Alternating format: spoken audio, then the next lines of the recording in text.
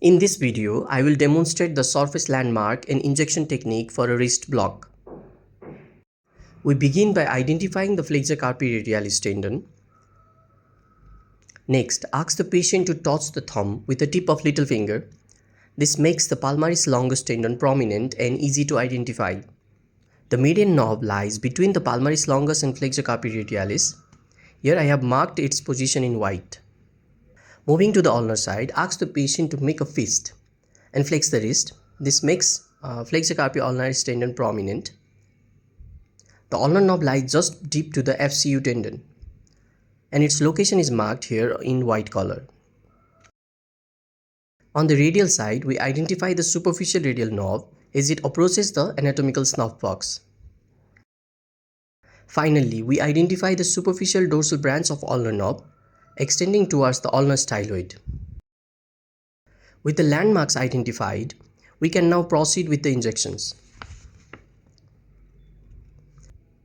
For the median knob, the injection point is approximately 3 cm distal to the wrist crease between the palmaris longus and flexor carpi radialis tendon.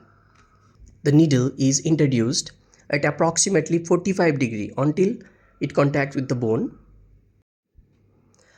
After withdrawing approximately 2 mm and confirming appropriate needle position, a 5 ml of 1% lignocaine is injected.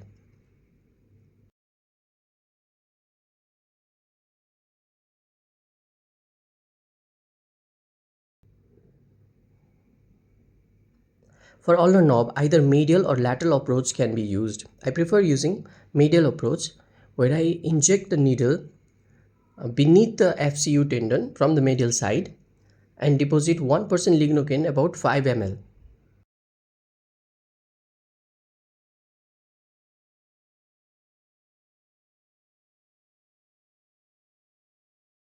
For the superficial radial knob, begin approximately 2 cm proximal to the radial styloid.